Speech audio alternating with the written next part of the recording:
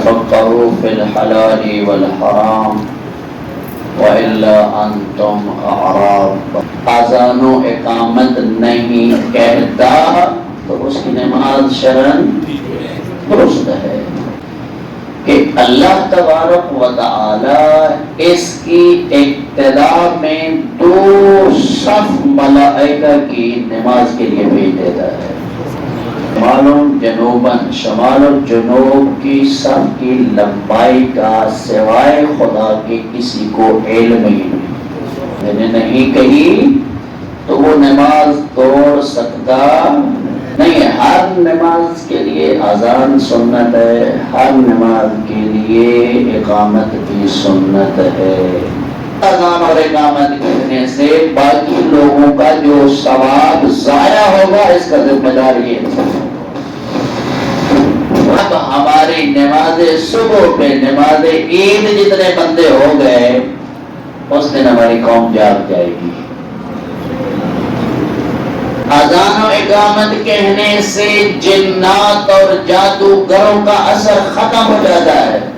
اذان و اقامت کہے گی تو تمہارے گھروں سے شیاطین بھاگ جائیں گے، اور اذان و اقامت کہنے سے تمہارے گھروں میں رحمت کے فرشتوں کا نزول شروع ہو جائے گا.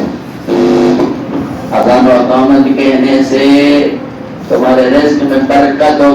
اذان و اقامت کہنے سے رزق میں برکت، زندگی میں برکت، صحت میں برکت، اولاد میں برکت، کاروبار میں برکت.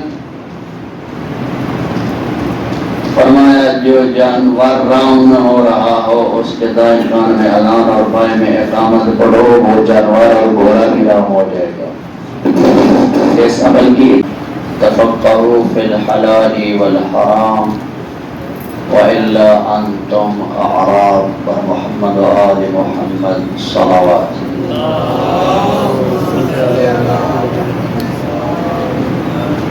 انتہائی معزز و محترم سامعین، سلسلہ احکام مختصر سا نماز کے باب کے متعلق اور اس طرح زکوٰۃ کے متعلق اور اس کے احکام کے متعلق جہاں تک مبتلا بے مسائل تھے، ضروری تھے، وہ میں نے آپ سب کی خدمت میں عرض کر دیے. اور اسی طرح باب الصلاۃ میں نماز کے احکام میں سب سے پہلے جو ہے وہ ایک باب ہے، باب الاذان والاقامہ، اذان و اقامت.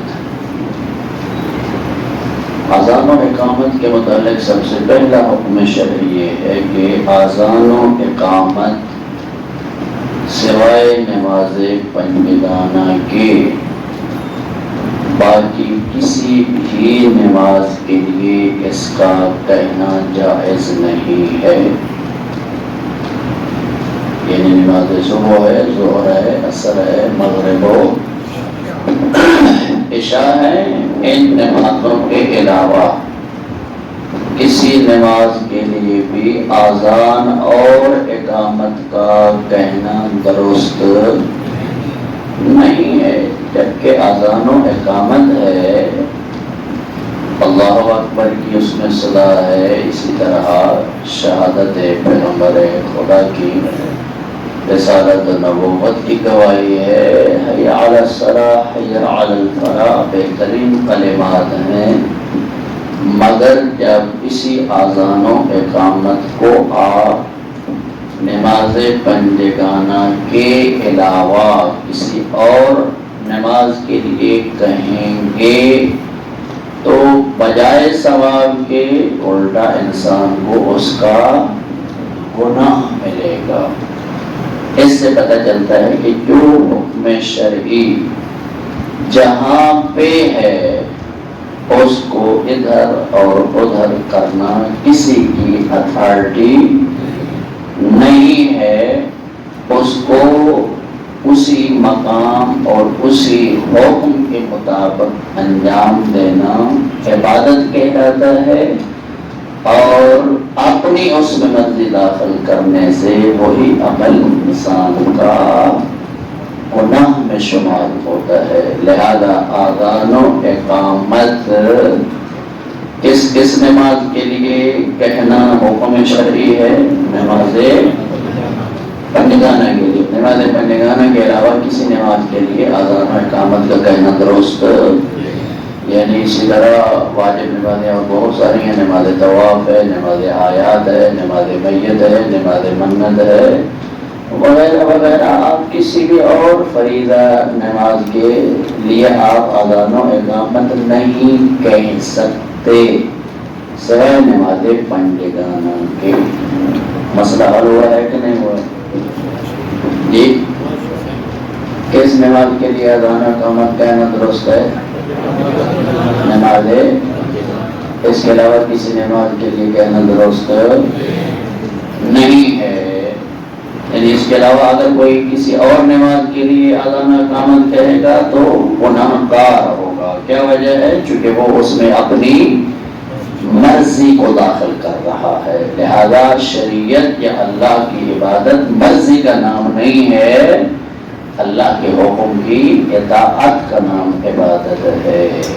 اذان و اقامت کہنا نماز پنجگانہ کے لیے بھی کیا واجب ہے یا سنت ہے؟ سنت ہے. نماز پنجگانہ کے لیے بھی اذان و اقامت کا کہنا سنت ہے, فرض نہیں ہے. لہذا اگر کوئی جان بوجھ کر بھی نماز پنجگانہ کے لیے اذان و اقامت نہیں کہتا تو اس کی نماز شرعاً درست ہے, مگر ایک بہت بڑے ثواب سے محروم ہو جاتا ہے. کس قدر ثواب ہے؟ اذان کہنے سے اور اقامت کہنے سے, اقامت کہنے سے اس بندے مومن کی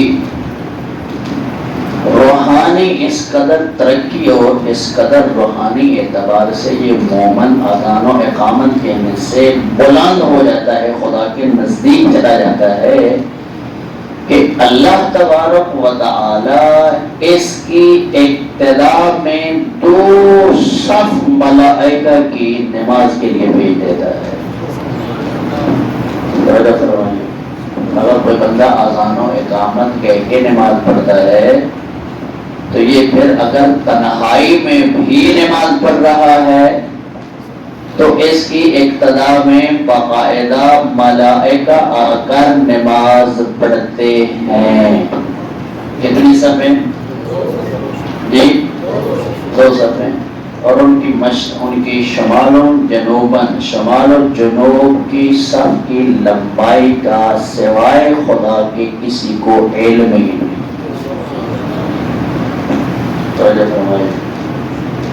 جس کی ان 2 صفوں کے ملائکہ کی شمالاً جنوباً صف کی لمبائی کا اللہ کے علاوہ کسی کو علم نہیں ہے. 2 فرشتوں کی صفیں. اللہ اکبر. یہ انسان اذان و اقامت کہنے سے کتنا خدا کے نزدیک چلا جاتا ہے کہ انہیں معصوم ملائکہ کا امام بن جاتا ہے.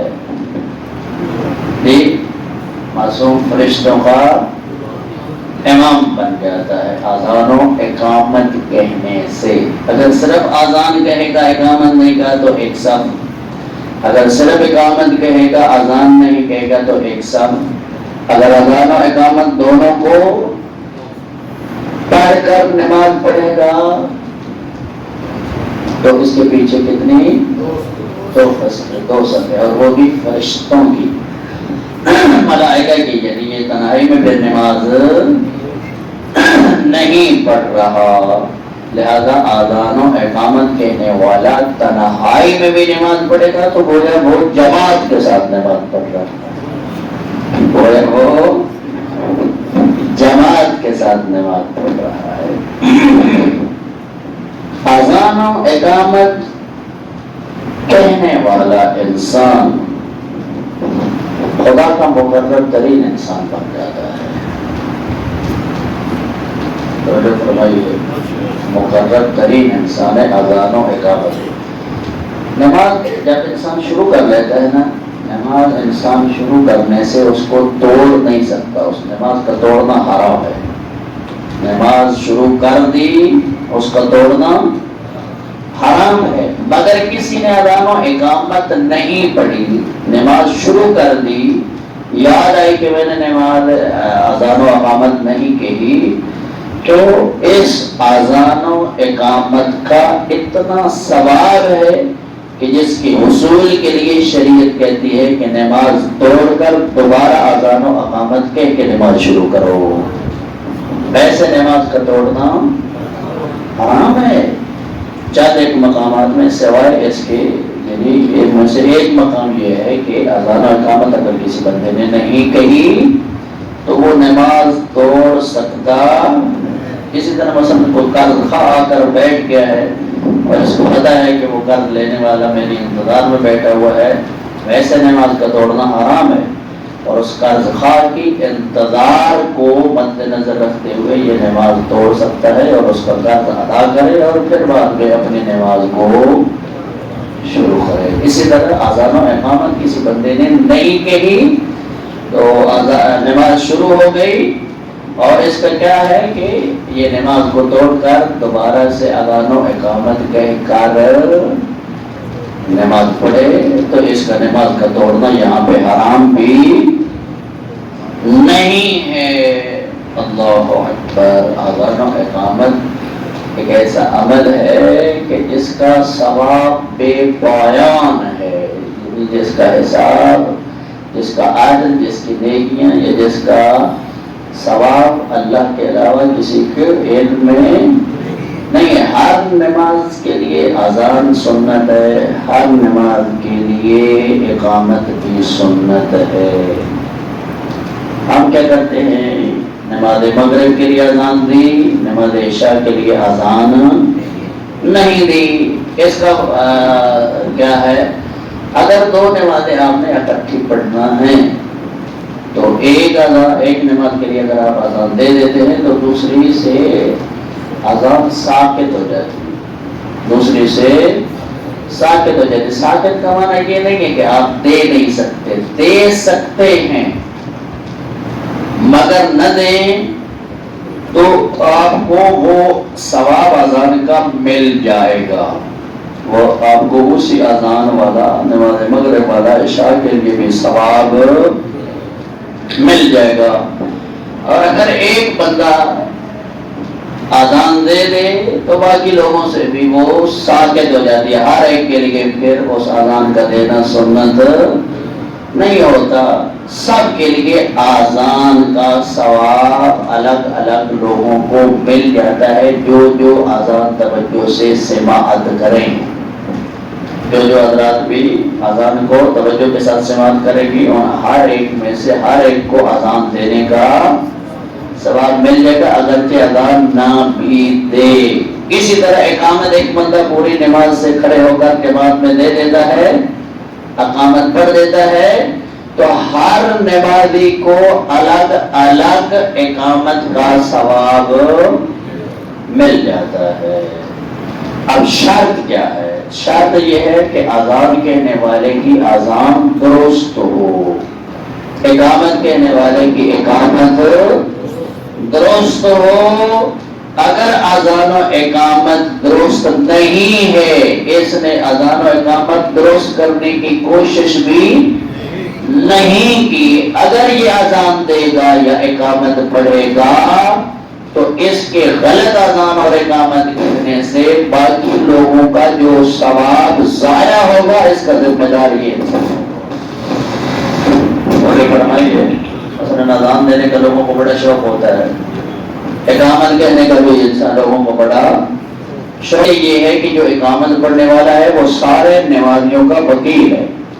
وکیل سے مراد کہ یعنی یہ پڑھے گا، ہر نمازی کو اقامت کا الگ الگ ثواب پوری اقامت کا ملے گا، اور اگر اس اقامت کہنے والے کی اقامت غلط ہو، جہاں وہ ثواب سے محروم، وہاں سارے نمازی اس ثواب سے محروم ہو۔ اسی طرح من عن اذان کا بھی حکم یہ ہے کہ اگر اذان درست نہیں ہے اس آزان دینے والے غلط مطلب آزان دینے والے کی وجہ سے جتنے لوگوں نے بھی آزان سنی ہے وہ سارے کے سارے آزان کے ثواب سے محروم رہ جائیں گے. آثار ہیں شریف جن کی طرف نہیں ہے توجہ ہمارے لوگوں کی، اور ہمارے اکثریت لوگ ایسے ہیں جن کے آزان و اقامت ٹھیک نہیں ہے، درست کرنے کی کوشش ہی نہیں کی. اللہ اکبر کو درست نہیں کہتے، آگے اشہد اللہ الہ الا اللہ کو ٹھیک نہیں کہتے، اشہد ان محمد رسول اللہ کو درست نہیں پڑھتے. اکثر لوگوں کی اذان اور اقامت درست نہیں ہے. اور یہ جو اذان اور اقامت کہنے والا ہے یہ پورے جہاں جہاں تک لوگوں کی آواز اذان کی اقامت کی جاتی ہے ان کا یہ وکیل ہے. اگر اس کی درست ہوئی تو جس نے اس کی اذان سنی اس کو مکمل اذان اور اقامت کا ثواب مل جائے گا. اگر اس کی اذان اور اقامت ہوئی غلط، خود بھی ثواب سے محروم اور پورے جتنے لوگ اذان اور اقامت سننے والے ہیں وہ سارے کے سارے اس ثواب سے. اور کتنا ثواب ہے کہ کسی بندے کو اذان اور اقامت دے کر نماز پڑھنے کا اجر کتنا ملتا ہے کہ وہ بندہ کتنا خدا کے قریب چلا جاتا ہے کہ خدا معصوم فرشتوں کو اس کی اقتدا میں نماز کے لیے بھیج دیتا ہے. نہیں، اس کی ادائیگی تلفظ لحن عرب میں جس طرح ہے اس طرح پڑھنا ہے. اللہ اکبر، تو فرمائیے اللہ اکبر درست طریقے سے. اور میں آپ کی خدمت میں کروں بہت کم لوگ ہیں جنہوں نے ان چیزوں کو درخت زندگی میں کی ہے کہ اپنی اذان اور اقامت ٹھیک کر لیں. ورنہ خود اندازہ لگیں کہ روزانہ اذان اور اقامت درست نہ کہنے کی وجہ سے کتنے لوگ اس ثواب سے محروم. یعنی خود بے شک پڑھتا رہے، میں نے اذان بھی پڑھی ہے، میں نے اقامت بھی پڑھی ہے، پکڑ نہیں پڑھتا تھا کیا بات. نتیجہ کیا ہے؟ پڑھی ہوئی ثواب پڑھی ہوئی کا بھی اجر نہیں ملتا. تو حضرت فرمائی ہے اصل تربیت کی طرف کوئی متوجہ کرنے والا انسان ہے ہی نہیں. یقین کرے میں ہم جب لوگوں اور حالات کو توجہ سے دیکھتے ہیں، مجلس سے پڑھنے والے اپنی رسمی مجلس پڑھتے ہیں، توجہ فرمائیے، اور ہم مولوی نماز پڑھانے والے رسم میں ہم نے مسجدیں سنبھالی ہوئی. مگر اصل چیز جو ہے، اصل تربیت، اصل بنیاد، اصل کیا کہتے ہیں کہ وہ چیزیں جو حقیقت ہیں ان کی طرف نہ ہماری کوئی مساجد متوجہ ہیں، نہ ہمارے کوئی خطیب متوجہ ہیں، نہ ہمارے کوئی مولوی اور مجلسیں پڑھنے والے متوجہ ہیں. ذاکروں کو تو بات کہنے کی ضرورت ہے، ذاکروں کی تو غلطی کوئی اتنی بڑی نہیں ہے جتنی ہم مولویوں کی غلطی. ہم نے مسجد میں رسم سنبھالی، ہم نے ممبر مجالس کے لیے رسمی سنبھالا ہوا ہے. اصل چیزیں جو ہیں مثلا کتنے خطیب میں مجھے یہ بتاؤ کہ مطلب اشرا پڑھنے والے لوگ جو ہیں مثلا کتنے ہیں کہ جو مجالس میں فقہی احکام بیان کریں. یہ مثلا اذان کا باب ہے کہ اپنی اذان درست کرو، اذان کس نماز کے لیے کہنا چاہیے، اذان کا ثواب کتنا ہے، اگر غلط کوئی اذان کہتا ہے تو اس کا نقصان کتنا ہے، اذان و اقامت کہنے کے لیے کیا کیا احکام ہے. کتنی بڑی سنو کوئی بیان نہیں کرتا. اگر ان کو وضو کا پتہ نہیں ہے تو اس کے 10 اشروں کا عوام کو کیا فائدہ. اگر تمہیں غسل ٹھیک نہیں کرنا تو اس کے 10 اشروں کا عوام کو کیا فائدہ ہے. اصل تربیت کیا ہے؟ اصل تربیت ہے کہ انسان کی عملی زندگی میں درست تبدیلی آئے. اور وہ درست تبدیلی کیسے آئے گی؟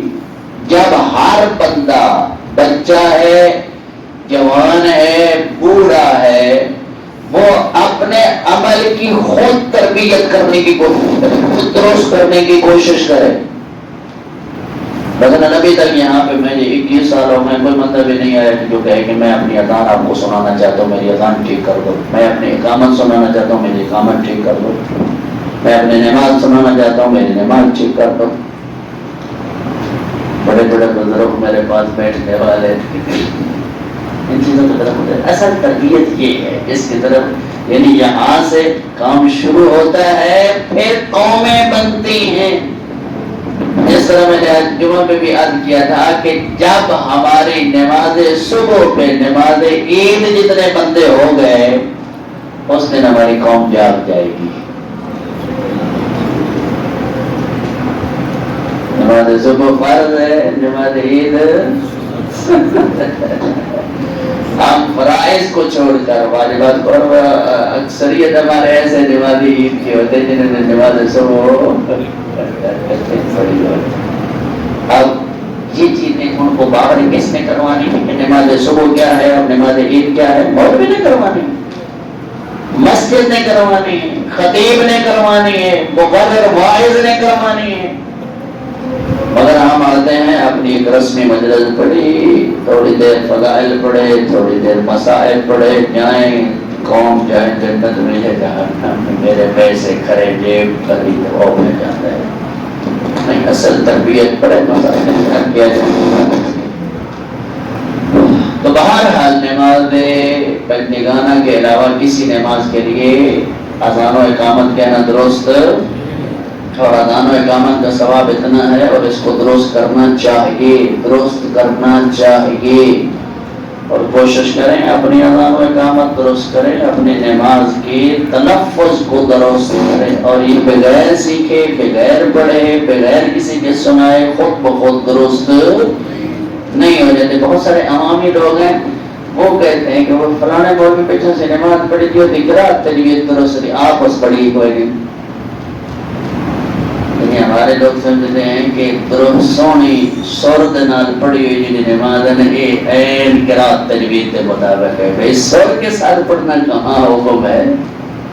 اصل تو اس کو عربی لحن، عربی طریقہ کار، عربی قواعد اور عربوں کے لحن میں کہنا درست ہے، اور اس کے لیے کم از کم ہر فرد کو 2 سے 3 مہینے چاہیے، تب جا کر یہ ساری چیزیں درست ہوگی، اور وہ بھی ریگولر اگر کوشش کرے تو۔ اگر نہیں کرتا تو وہ اس کا نہ قرآن کو درست ہے، نہ اذان کو درست ہے، نہ کوئی اس کی اقامت درست ہے، نہ اس کی کوئی نماز درست ہے۔ لہٰذا اب بھی آپ سب کے پاس وقت ہے، بوڑھے ہوں، بڑے ہوں، چھوٹے ہوں، بڑا بھی کہتا نہیں، اور اس ٹائم 10-15 منٹ میرے پاس پڑھیں، سارے پڑھیں، کیا رہ جائے؟ اور جن کو کی داڑھی ہوگی تو ہونا سی بلا نورانی کہتا پڑھیے، سب بندے کے کیسے نہیں۔ جو چیز نہیں آتی، علم بندے کو کہاں سے کہاں تک سیکھنا چاہیے؟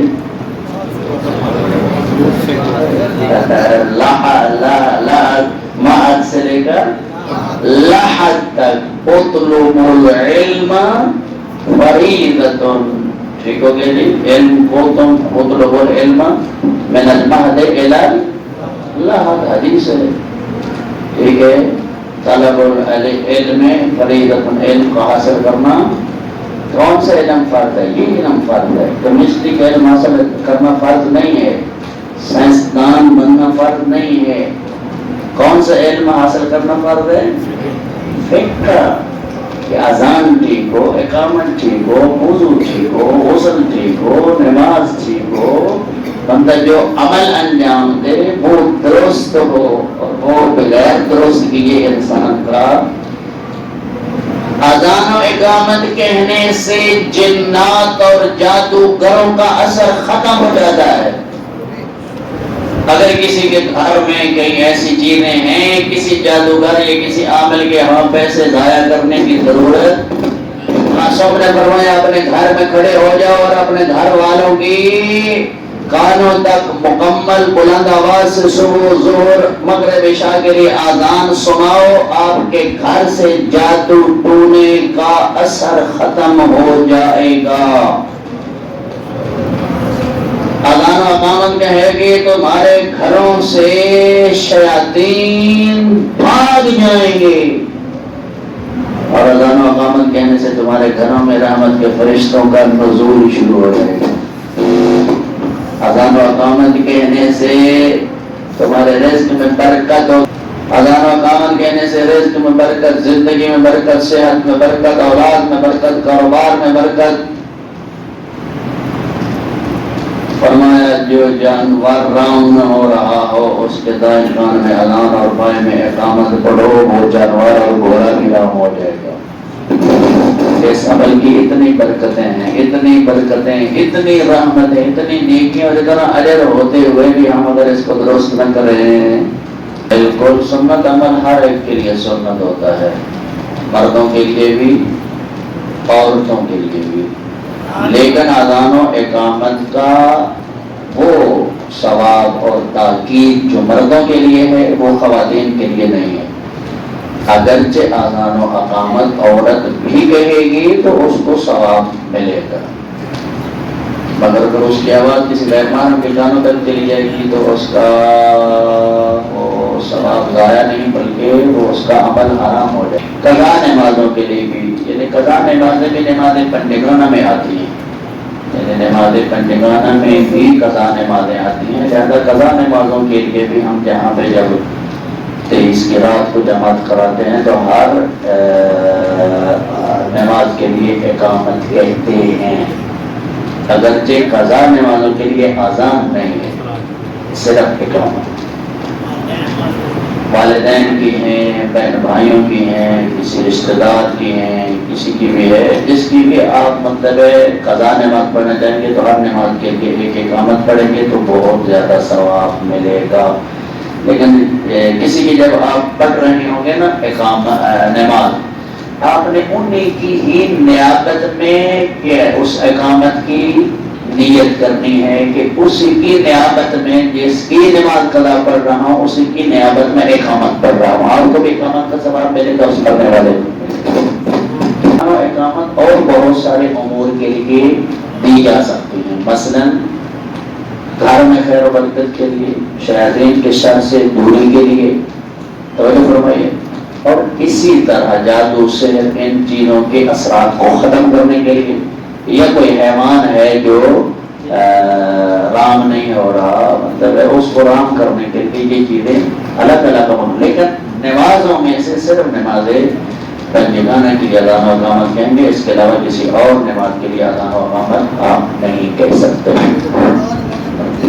جی